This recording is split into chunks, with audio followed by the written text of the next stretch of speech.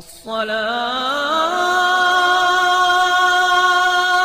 خير من النوم۔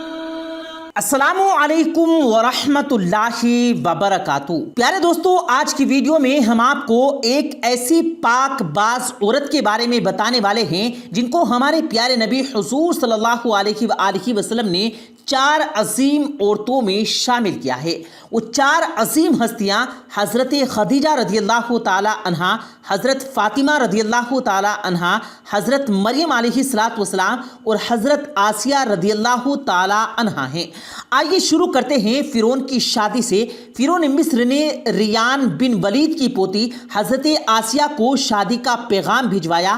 یاد رہے، ریان بن ولید وہی بادشاہ تھا جو حضرت یوسف علیہ السلام کے دور میں تھا، اور وہ حضرت یوسف علیہ السلام پر ایمان بھی لایا تھا، اور اس نے حضرت یوسف علیہ السلام کو عزیز مصر بھی بنایا تھا۔ خیر، جب حضرت آسیہ رضی اللہ تعالی عنہا کو فرعون نے شادی کا پیغام دیا تو یہ ان کے والد اور حضرت آسیہ کو بھی ناگوار گزرا، کیونکہ فرعون مصر پہلے دن سے ہی ظلم و بربریت کے لیے مشہور تھا۔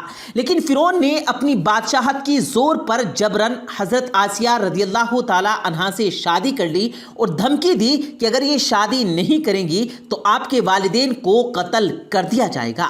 شادی ہونے کے بعد بھی اللہ رب العزت نے حضرت آسیہ کو فرعون سے محفوظ رکھا اور وہ آپ پر قادر نہ ہوا۔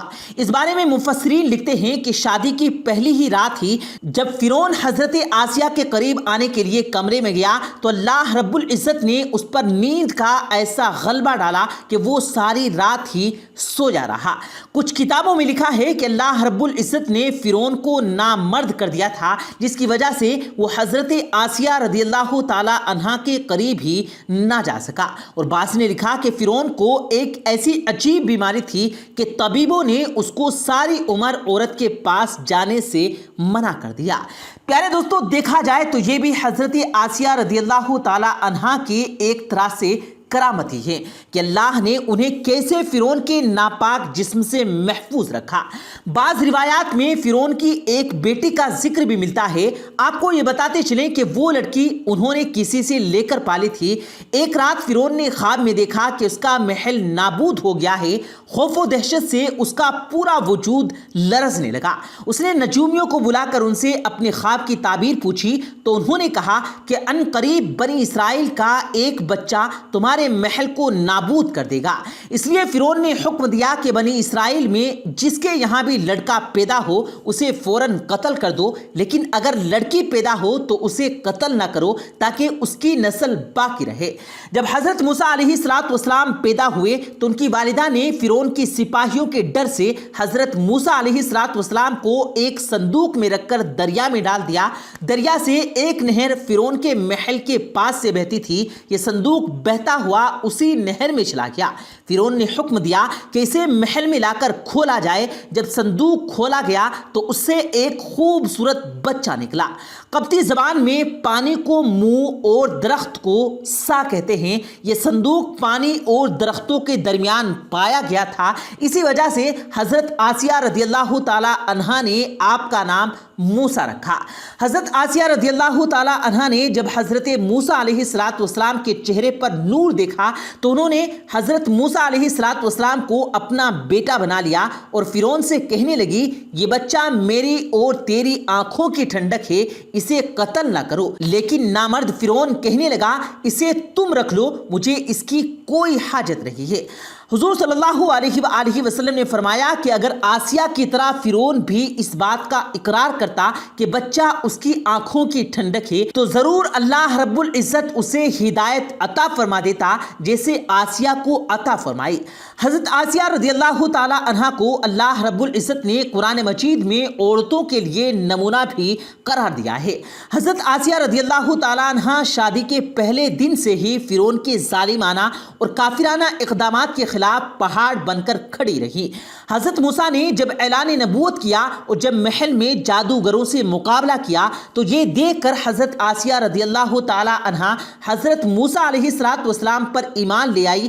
ایمان لانے کے بعد کافی دنوں تک انہوں نے اس بات کو فرعون سے چھپائے رکھا، لیکن جب فرعون نے خدائی کا دعویٰ کیا اور لوگوں سے خود کو سجدے کروانے لگا تو پھر حضرت آسیہ رضی اللہ تعالی عنہا کھل کر میدان میں آ گئی اور فرعون کے اس عمل کی سخت مخالفت کی۔ جیسے ہی فرعون کو پتا چلا کہ میری بیوی بھی موسیٰ کے خدا پر ایمان لا چکی ہے تو اس نے حضرت آسیہ رضی اللہ تعالی عنہا پر بھی ظلم ڈھانا شروع کر دیے۔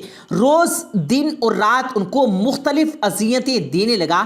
فرعون جیسا کافر شوہر بھی ان کے ایمان کو متزلزل نہ کر سکا، لیکن فرعون نے بہت زیادہ کوششیں کی تاکہ کسی نہ کسی طرح انہیں راہ راستے منحرف کر دے، لیکن وہ ایسا نہ کر سکا اور آسیہ رضی اللہ تعالی عنہا بھی اس کی تمام کوششوں کو ناکام بنا کر صرف خدائے یکتا کی عبادت میں مصروف رہی۔ حضرت موسیٰ علیہ السلام کے چاہنے والے فرعون کی سپاہیوں کے ہاتھوں ظلم و ستم کی بھیٹ چڑھ رہے تھے اور انہیں بے دردی کے ساتھ قتل کیا جا رہا تھا، یہاں تک کہ فرعون نے حضرت موسیٰ علیہ السلام پر ایمان لانے والے ایک شخص کو، جسے قرآن مجید نے مؤمن آل فرعون کے نام سے یاد کیا ہے، بڑی ہی بے دردی سے قتل کر دیا، جس کے بعد حضرت آسیہ رضی اللہ تعالی عنہا کے صبر کا پیمانہ چھلک اٹھا اور کھلم کھلا فرعون کی مخالفت کرنے لگی۔ فرعون میں غیظ و غضب کی آگ بھڑک اٹھی اور اس نے اپنی زوجہ آسیہ کو بہت ہی دردناک طریقے سے اذیتیں پہنچانا شروع کر دی۔ اس ظالم نے ان پر بڑے بڑے عذاب کیے، ان کو بہت زیادہ مار اور زد و کوب کیا اور چو میخا کر دیا، یعنی 4 کھوٹیوں میں آپ کو گاڑ دیا۔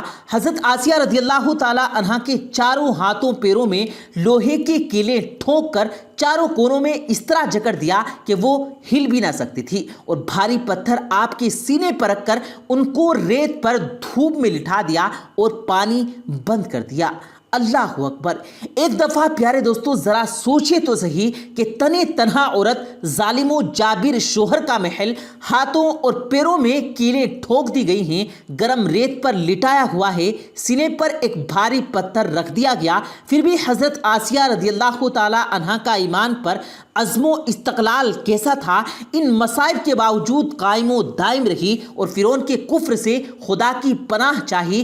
ایک روایت تو یہ ہے کہ فرعون نے حضرت آسیہ رضی اللہ تعالی عنہا کی کھال اتروا دی اور پھر ان پر چٹان کو گرا دیا۔ اللہ اکبر۔ آپ رضی اللہ تعالی عنہا کا مزار مصر میں ہی واقع ہے۔